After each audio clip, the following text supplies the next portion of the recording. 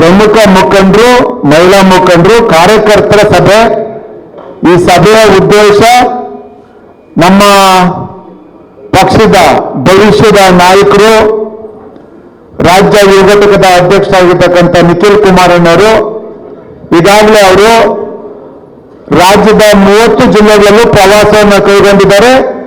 ಮೊದಲನೇ ಹಂತದಲ್ಲಿ ಈಗಾಗಲೇ ಅವರು ಸುಮಾರು 58 ವಿಧಾನಸಭಾ ಕ್ಷೇತ್ರಗಳನ್ನ ಅವರು ಆಯ್ಕೆ ಮಾಡಿಕೊಂಡು ಈಗಾಗಲೇ ಅವರು ಪಕ್ಷ ಸಂಘಟನೆ ದೃಷ್ಟಿಯಿಂದ ಪಕ್ಷದ ಸದಸ್ಯತ್ವ ಅಭಿಯಾನಕ್ಕೆ ಚಾಲನೆಯನ್ನು ಕೊಡ್ತಾ ಇದ್ದಾರೆ. ತಮ್ಮ ದಾಸೋಹಿ ವಿಧಾನಸಭಾ ಕ್ಷೇತ್ರಕ್ಕೂ ಬರ್ತಾರೆ. ಅದರ ಪೂರ್ವಭಾವಿ ಸಭೆಯನ್ನು ಇವತ್ತು ಒಂದು ಸಮಾವೇಶದ ರೀತಿಯಲ್ಲಿ ಇವತ್ತು ಏನು ದಾಸೋಹಿ ವಿಧಾನಸಭಾ ಕ್ಷೇತ್ರದ ಎಲ್ಲ ವೇದಿಕೆ ಮುಂಬೈದಲ್ಲಿ ಕೂತಿರ್ತಕ್ಕಂಥ ಮಹಿಳಾ ಮುಖಂಡರು, ಎಲ್ಲ ವಾರ್ಡ್ನ ಅಧ್ಯಕ್ಷಗಳು, ಪಕ್ಷದ ಪ್ರಮುಖ ಮುಖಂಡರುಗಳು ತಮಗೆ ನಾನು ಪಕ್ಷದ ವತಿಯಿಂದ ಮೊದಲನೇದಾಗಿ ಅಭಿನಂದನೆಯನ್ನು ಮತ್ತು ಕೃತಜ್ಞತೆಯನ್ನ ನಾನು ಹೇಳ್ತಾ ಇದ್ದೇನೆ. ಯಾಕೆ ಅಂತಂದ್ರೆ ಯಾವುದೇ ಒಂದು ಸಭೆ ಅಥವಾ ಯಾವುದೇ ಒಬ್ಬ ನಾಯಕರು, ಯಾವುದೇ ಒಬ್ಬ ವಾರ್ಡ್ ಮಟ್ಟದ ಅಧ್ಯಕ್ಷರು ಸಹ ಪಕ್ಷದ ವತಿಯಿಂದ ಅವರಿಗೆ ಜವಾಬ್ದಾರಿ ಕೊಟ್ರೆ ಅದಕ್ಕೆ ತಾವೆಲ್ಲರೂ ಸಹ ಪಕ್ಷದ ಜವಾಬ್ದಾರಿ, ಪಕ್ಷ ಯಾರಿಗೆ ಒಂದು ತಮ್ಮ ಒಂದು ಮುಖಾಂತರ ಅವ್ರಿಗೆ ಮುಖ್ಯಸ್ಥರು ಅಂತೇಳಿ ಏನು ನೇಮಕ ಮಾಡಿರ್ತೀರಿ, ಅವರ ನೇತೃತ್ವದಲ್ಲಿ ತಾವೆಲ್ಲರೂ ಸಹ ಅವ್ರ ಜೊತೆಯಲ್ಲಿ ಕೈ ಜೋಡಿಸಿ ಪಕ್ಷ ಸಂಘಟನೆಗೆ ಒತ್ತು ಕೊಟ್ಟರೆ ಮಾತ್ರ ಪಕ್ಷಕ್ಕೆ ಹೆಚ್ಚು ಶಕ್ತಿ ಬರ್ತದೆ ಅಂತೇಳಿ ತಾವೆಲ್ಲ ಅರ್ಥ ಮಾಡ್ಕೊಳ್ಬೇಕಾಗ್ತದೆ. ನಾನು ನೋಡ್ತಾ ಇದ್ದೀನಿ, ಸುಮಾರು ಈ ಸಭೆ ಪ್ರಾರಂಭವಾಗಿ 2-2.5 ಗಂಟೆ ಆಯಿತು. ತಾವೆಲ್ಲ ಬಹಳ ಶಿಸ್ತುಬದ್ಧವಾಗಿ ಏನು ಕುಳಿತಿದ್ದೀರಿ. ಯಾರು ಪಕ್ಷದ ವೇದಿಕೆ ಮೇಲೆ ಕೂತಿರ್ತಕ್ಕಂಥವ್ರು ಏನು ಪಕ್ಷದ ಒಂದು ಸಂಘಟನೆ ದೃಷ್ಟಿಯಿಂದ ಏನೆಲ್ಲ ತಮಗೆ ಸಂದೇಶವನ್ನು ಕೊಡ್ತಾ ಇದ್ದಾರೆ ಅದನ್ನು ತಾವು ಆಲಿಸ್ತಾ ಇದ್ದೀರಿ. ಮುಂದಿನ ದಿನಗಳಲ್ಲಿ ಯಾರೇ ವೇದಿಕೆ ಮೇಲೆ ಕೂತಿರ್ತಕ್ಕಂಥವ್ರು ನಾವು ಮಾತ್ರ ಅಲ್ಲ, ವೇದಿಕೆಯ ಕೊನೆಯ ಭಾಗದಲ್ಲಿ ಕೂತಿರ್ತಕ್ಕಂಥ ತಾವು ಈ ಪಕ್ಷ ಕುಮಾರಣ್ಣವರ ಅಭಿಮಾನಿ, ಪೂಜ್ಯ ದೇವೇಗೌಡರು ಸಾಹೇಬರ ಅಭಿಮಾನಿಗಳು, ಈ ಪಕ್ಷಕ್ಕೆ ಏನು ಹೆಚ್ಚು ಶಕ್ತಿ ತುಂಬ್ತಾ ಇರ್ತಕ್ಕಂಥ ತಮ್ಮಿಂದ ಈ ಪಕ್ಷಕ್ಕೆ ನಮಗೆ ಗೌರವ ಬರ್ತಕ್ಕಂಥದ್ದು ನಮ್ಮಿಂದ ಅಲ್ಲ. ಹಾಗಾಗಿ ಈ ಒಂದು ಸಭೆಯಲ್ಲಿ ವೇದಿಕೆ ಮೇಲೆ ಆಸೀನರಾಗಿರ್ತಕ್ಕಂಥ ಹಿರಿಯರು, ಮಾಜಿ ನಗರಸಭೆ ಅಧ್ಯಕ್ಷರು, ರಾಜ್ಯ ಉಪಾಧ್ಯಕ್ಷರಾಗಿರ್ತಕ್ಕಂಥ ಅಂಜನಣ್ಣವರು, ಇನ್ನೊಬ್ರು ನಮ್ಮ ಪಕ್ಷದ ಮಾಜಿ ಬೃಹತ್ ಬೆಂಗಳೂರು ಮಹಾನಗರ ಪಾಲಿಕೆ ಸದಸ್ಯರು, ಕ್ಷೇತ್ರದ ಅಧ್ಯಕ್ಷರು, ಆತ್ಮೀಯರಾಗಿರ್ತಕ್ಕಂಥ ಮುಂಚಾಮಣ್ಣವರು, ಇನ್ನೊಬ್ರು ನಮ್ಮ ಪಕ್ಷದ ಬೆಂಗಳೂರು ಸದಸ್ಯತ್ವ ಅಭಿಯಾನದ ಉಸ್ತುವಾರಿಗಳು, ಕುಣಗಲ್ ಕ್ಷೇತ್ರದ ನಾಗರಾಜಣ್ಣವರ ಸುಪುತ್ರರು, ನನ್ನ ಆತ್ಮೀಯ ಸ್ನೇಹಿತರು ಆಗಿರ್ತಕ್ಕಂಥ ಜಗದೀಶ್ ನಾಗರಾಜಣ್ಣರವರೇ, ಅದೇ ರೀತಿ ಇನ್ನೊಬ್ರು ಜಯಣ್ಣವರು ತಮ್ಮನ್ನೆಲ್ಲ ಇಷ್ಟೊತ್ತು ಹೇಳ್ತಾ ಇದ್ರು, ತಾವ ನಿಷ್ಠೆಯಿಂದ ಯಾವುದೇ ಒಂದು ಸಭೆ ಇದ್ರು ಎಲ್ಲರಿಗೂ ಸಹ ಸಂದೇಶವನ್ನು ಕೊಡ್ತಾರಂತ ಜಯಣ್ಣವರು, ಗೋಪಾಲ್ ಕೃಷ್ಣಣ್ಣವರು, ಲೋಕೇಶ್ ಗೌಡ್ರು, ಶಿವಣ್ಣವರು, ಈ ವಾರ್ಡ್ನ ಅಧ್ಯಕ್ಷ ಆಗಿರ್ತಕ್ಕಂಥ ಭರತ್ ಗುಂಡಪ್ಪರವರು, ಮತ್ತೆ ನಮ್ಮ ಇನ್ನೊಬ್ರು ಯಲಹಂಕ ವಿಧಾನಸಭಾ ಕ್ಷೇತ್ರದಲ್ಲಿ ಮೊನ್ನೆ ತಾನೇ ವಿಧಾನಸಭೆ ಚುನಾವಣೆಗೆ ಸ್ಪರ್ಧಿಸಿ ಅಲ್ಲೊಂದು ಪರಾಜಿತರಾಗಿದ್ರು. ಇನ್ನೊಬ್ರು ಸ್ನೇಹಿತರಾಗಿರ್ತಂತ ಮುನಿಗೌಡ್ರು, ನಮ್ಮ ಬೆಂಗಳೂರು ನಗರದಲ್ಲಿ ಏನೋ ಒಂದು ಬೆಂಗಳೂರು ಮಹಿಳಾ ಘಟಕದ ಅಧ್ಯಕ್ಷರಾಗಿ ಈ ಒಂದು ಪ್ರತಿ 2 ವರ್ಷಕ್ಕೊಮ್ಮೆ ಸಾಂಸ್ಥಿಕ ಚುನಾವಣೆ ಬರ್ತದೆ ಪಕ್ಷದಲ್ಲಿ. ಅಂತ ಚುನಾವಣೆಯ ಉಸ್ತುವಾರಿಯನ್ನು ವಹಿಸಿಕೊಂಡು ಬಹಳ ಅಚ್ಚುಕಟ್ಟಾಗಿ ನಿಷ್ಠೆಯಿಂದ ಕೆಲಸ ಮಾಡ್ತಿರ್ತಕ್ಕಂಥ ಶೈಲಜಾ ರಾಯ್ರವರು, ಈ ಕ್ಷೇತ್ರದ ಅಧ್ಯಕ್ಷರಾಗಿರ್ತಕ್ಕಂಥ ಮಹಿಳಾ ಘಟಕದ ಛಾಯಾರವರು, ಹಿಂದೆ ಅಧ್ಯಕ್ಷ ಕೆಲಸ ಮಾಡಿರ್ತಕ್ಕಂಥ ರಾಣಿ ಪ್ರತಾಪ್ ಅವರು, ವೇದಿಕೆ ಮೇಲೆ ಕೂತಿರ್ತಕ್ಕಂಥ ಎಲ್ಲ ಪಕ್ಷದ ಪ್ರಮುಖ ಮುಖಂಡರು, ಈಗಾಗಲೇ ಅಂಡನಣ್ಣವರು, ಮುಂಚಾಮಣ್ಣವರು, ನಮ್ಮ ಮುನೇಗೌಡರು, ನಮ್ಮ ಜಗಣ್ಣವರು ಈಗಾಗಲೇ ಪಕ್ಷದ ಸಂಘಟನೆ ಮತ್ತು ಸದಸ್ಯತ್ವದ ಬಗ್ಗೆ ಮುಂದೆ ಯಾವ ರೀತಿ ನಾವು ಪಕ್ಷ ಸಂಘಟನೆಯನ್ನು ಮಾಡಬೇಕು ಅಂತೇಳಿ ಬಹಳ ಸ್ವೈರವಾಗಿ ಹೇಳಿದ್ದಾರೆ. ನಾನು ತಮ್ಮಲ್ಲಿ ಮನವಿ ಮಾಡೋದು ಇಷ್ಟೇನೆ, ಯಾವುದೋ ಒಂದು ಸಭೆ ನಾವು ಒಂದು ತಿಂಗಳಲ್ಲಿ ಒಂದು ಸಭೆ ಕರಿತೀವಿ ಅಥವಾ ಯಾವುದೋ ಒಂದು ಸಮಾರಂಭ ಮಾಡ್ತೀವಿ, ಅಲ್ಲಿ ಪಕ್ಷದ ಬಗ್ಗೆ 4 ಮಾತನ್ನು ಮಾತಾಡಿ ಚಪ್ಪಾಳೆ ತಟ್ಟಿ ನಾವೆಲ್ಲ ಮನೆಗೆ ಹೋದ್ರೆ ಪಕ್ಷ ಸಂಘಟನೆ ಆಗೋದಿಲ್ಲ.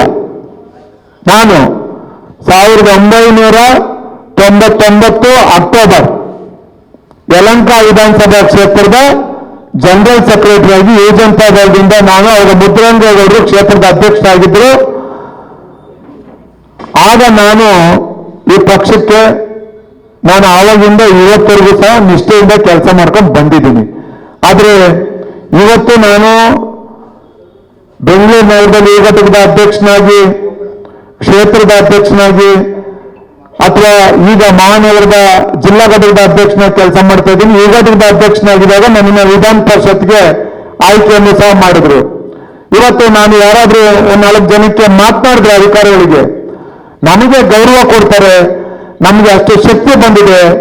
ಇವತ್ತು ಈ ವೇದಿಕೆ ಮೇಲೆ ನನ್ನ ಬಗ್ಗೆನೂ 4 ಮಾತು ಒಳ್ಳೆಯದನ್ನು ಮಾತನಾಡ್ತಾರೆ ಅಂತಂದ್ರೆ ಅದಕ್ಕೆ ಕಾರಣ ಈ ಪಕ್ಷದ ನಾಯಕರು ಅಂತೇಳಿ ನಾವು ಹೆಮ್ಮೆಯಿಂದ ಹೇಳ್ಕೊಳ್ಬೇಕಾಗ್ತದೆ. ಯಾಕೆ ಅಂತಂದ್ರೆ ಪಕ್ಷ ತಾಯಿ ಇದ್ದಂಗೆ. ಪಕ್ಷಕ್ಕೆ ನಾವು ಯಾವಾಗೂ ಸಹ ನಿಷ್ಠೆಯಿಂದ ಪ್ರಾಮಾಣಿಕವಾಗಿ ಕೆಲಸ ಮಾಡಬೇಕಾಗ್ತದೆ. ಪಕ್ಷಕ್ಕೆ ದ್ರೋಹ ಮಾಡಬಾರ್ದು. ನಾವು ಯಾವಾಗೂ ಸಹ ಹೇಳ್ತೀವಿ, ಪಕ್ಷಕ್ಕೆ ದ್ರೋಹ ಮಾಡಿದ್ರೆ ತಾಯಿಗೆ ದ್ರೋಹ ಮಾಡಿದಾಗೆ ಅಂತೇಳಿ. ಇನ್ನೊಂದಷ್ಟು ಕೆಲವರು ನನಗೆ ದಾಸರಳ್ಳಿ ವಿಧಾನಸಭಾ ಕ್ಷೇತ್ರದಿಂದನೂ ಸಹ ಕರೆಯನ್ನು ಮಾಡ್ತಾರೆ, ಮಾತನಾಡ್ತಾರೆ.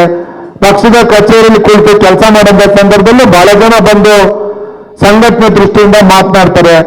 ಕೆಲವರಿಗೆ ಅಸಮಾಧಾನವನ್ನು ವ್ಯಕ್ತಪಡಿಸ್ತಾರೆ. ಈ ಸಭೆಗೆ ಇನ್ನೂ ಬಹಳ ಜನ ಬರಬೇಕಾಗಿತ್ತು.